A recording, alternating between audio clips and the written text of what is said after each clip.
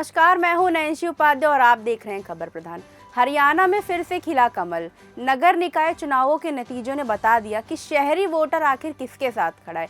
BJP ने कई शहरों में शानदार जीत दर्ज की है, जबकि कांग्रेस फिर पिछड़ती नजर आई। तो आखिर बीजेपी ने जीत की बाजी कैसे मारी और कांग्रेस क्यों बार बार मात खा रही है, देखिए ये खास रिपोर्ट में। हरियाणा नगर निकाय चुनावों में बीजेपी ने शानदार प्रदर्शन करते हुए अंबाला, सोनीपत, पंचकुला समेत कई इलाकों में जीत का परचम लहराया है।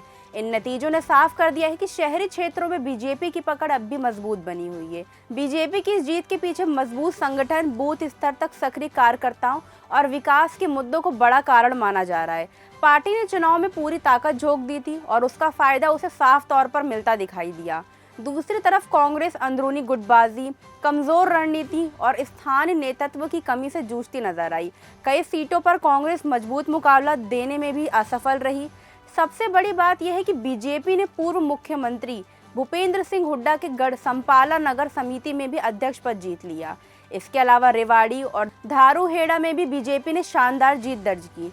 पंचकुला नगर निगम चुनाव में बीजेपी उम्मीदवार श्यामलाल बंसल ने महापौर पद पर बड़ी जीत हासिल की। साथ ही पार्टी के 17 वार्ड उम्मीदवारों ने भी जीत दर्ज कर एक तरफा माहौल बना दिया।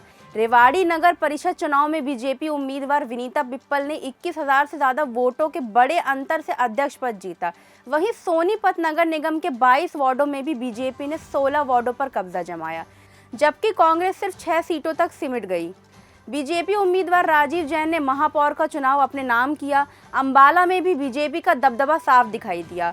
बीजेपी उम्मीदवार अर्चना छिब्बर ने वार्ड नंबर 6 से जीत हासिल की। वहीं अंबाला नगर निगम के 16 वार्ड बीजेपी के खाते में आए और एक सीट निर्दलीय उम्मीदवार के खाते में गई। इन जीतों के बाद मुख्यमंत्री नायब सिंह सैनी ने सभी विजय उम्मीदवारों को बधाई दी। उन्होंने कहा कि जनता ने प्रधानमंत्री नरेंद्र मोदी और बीजेपी की नीतियों पर अपनी मोहर लगा दी है। सीएम सैनी ने कहा कि प्रधानमंत्री मोदी के नेतृत्व में जनता का भरोसा बीजेपी पर लगातार बढ़ता रहा है। साथ ही उन्होंने कांग्रेस पर झूठ के जरिए जनता को गुमराह करने का आरोप भी लगाया। वहीं हरियाणा के मंत्री अनिल विज ने भी बीजेपी उम्मीदवारों को जीत की बधाई दी।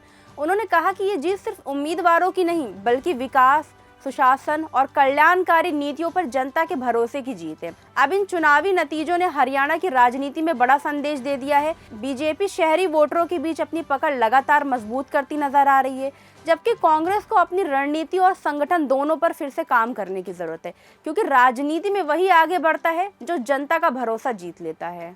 वीडियो अच्छा लगा हो तो लाइक कीजिए, शेयर कीजिए और कमेंट बॉक्स में हमें जरूर बताइए।